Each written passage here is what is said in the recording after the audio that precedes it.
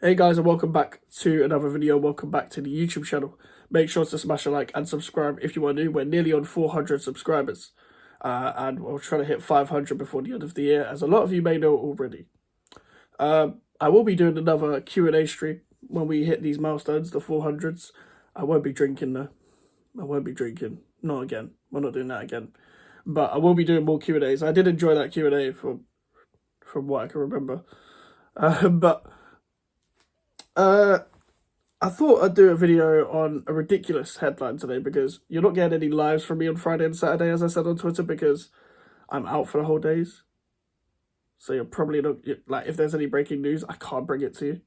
So if you want to know my opinions, follow me on Twitter at GVOMax. You'll hear most of my footballing opinions on that, just on Twitter. And then if there is any breaking news, I'll bring you the live Sunday, and we'll talk about it on stream. And hopefully we get some news by then. But on Saturday, you should be getting a throwback video as well. Another throwback video. I'm enjoying the throwback videos. It's going to be on a certain former West Ham United manager. And it's going to be probably my favourite throwback story that I've done yet. But today, I'm talking about a ridiculous headline that came out literally an hour before recording this. N'Golo Kante.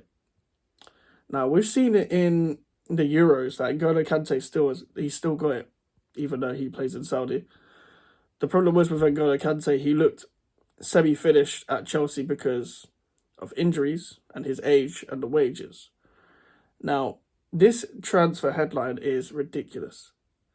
Because not only do I think it's not true, and I never talk about rumours, but this is why I'm talking about this, is because I will only talk on a rumour if it's fucking ridiculous. And the same goes for that whole Bowen to Newcastle thing. That's why I did a video on that, even though I knew it was never ever going to happen. They ain't got it like that, Newcastle.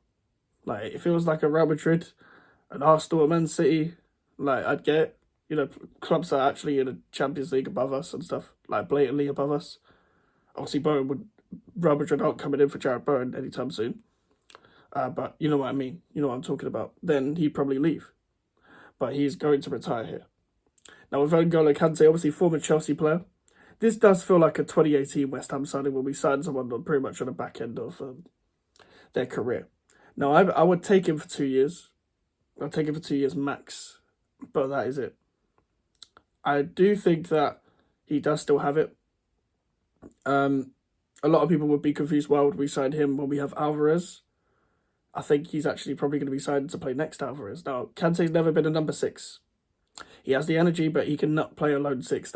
Chelsea for a long time, like, despite them winning the Champions League, they did struggle with some form of a midfield balance at times, with Kovacic, Jorginho and Kante couldn't really find a balance between the three by just playing 2 of them, and they couldn't play all 3 of them.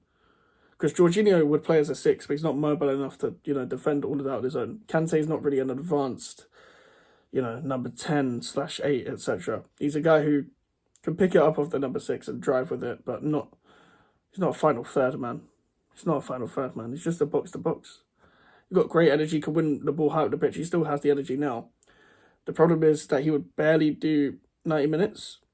But I think for 20 million, it wouldn't be a bad deal. Because 20 million is calm. Like, for nowadays, especially if you don't need to sell to buy. But the wages would be incredibly high. And we'd probably be taking a big loss for somebody who's like 32, etc. I would obviously take him. The thing is, well, I'm not even too sure it would fit our style of football. But then again, I think he could maybe still do a job. It would be an upgrade on what we have, funny enough, with Ward-Prowse and Souček in a number 8, unless we play Paquetá in a number 8. But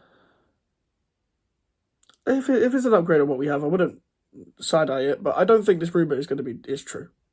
It would be weird seeing N'Golo Kante in the West Ham show after all he's done for Chelsea and stuff.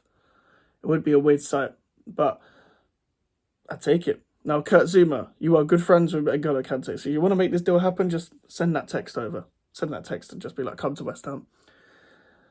A lot of these Saudi players are going for the paycheck and coming back. But for Kante, it kind of makes sense. He's obviously a Muslim and he's moving to an Arabic country. And it kind of makes sense, the environment and stuff. Like, he's religious.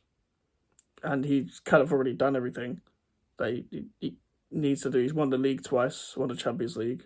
Like, go and get your money. But he wants to come back to the Premier League, I guess, if this is true. He wouldn't mind coming back to Europe. I would have thought he would have gone to France or something like that, but he could obviously he knows London well, knows the Premier League well. So he wouldn't. I wouldn't be expecting like I'm not giving N'Golo Kante a season because the guys knows the Premier League. I would give everyone a season to settle into the football, but to an extent, I'm still going to criticise your performances. I'm going to give people like Guilherme a season. I'm going to give people like everyone else we signed is Premier League based. So I guess Guilherme is the only example I can give. But say where I gave Kudus and Mavropanos a season last season. Like now is the best time to judge them. Kante knows the Premier League very well. But this headline is ridiculous. It is also reported by the Telegraph. Like, let's be honest, like, take it with a pinch of salt. It's the Telegraph. He'd probably still start for us in N'Golo Kante because we are missing a midfielder. We do need a midfielder. I've said before, if you get me a right back and a striker, I'm content. But I wouldn't be marking this transfer window anything above a 7 if we just got a right back and a striker. Because I would believe that we still need a midfielder and a left winger.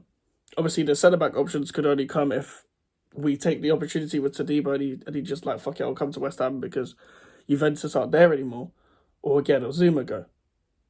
I think the Todibo thing, the reason why that was a one-off instead of waiting for again or Zuma to leave was because that's an opportunity that you probably can't miss, the 35 million for Todibo, which is probably quite cheap for someone who's so highly thought of. I've never watched the guy.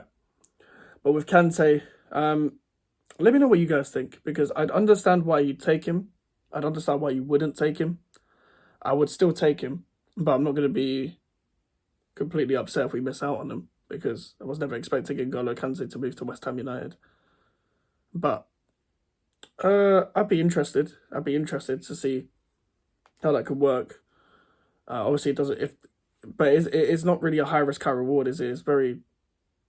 It's like high risk, medium reward, because as I said, you're still kind of losing money for the amount of wages the Saudi Arabian league player would be on, and then coming back to the Premier League. Like, we're not going to pay high wages, so I don't see this deal even making personal terms, if I'm being completely honest. If this deal it was to be true, hypothetically. But let me know what you think in the comments. Big up to everyone that's subscribed already. Make sure to subscribe if you're new. Make sure to like the video. Social medias are in the description if you want to follow me. The email for the inquiries. I'll see you guys later. Goodbye.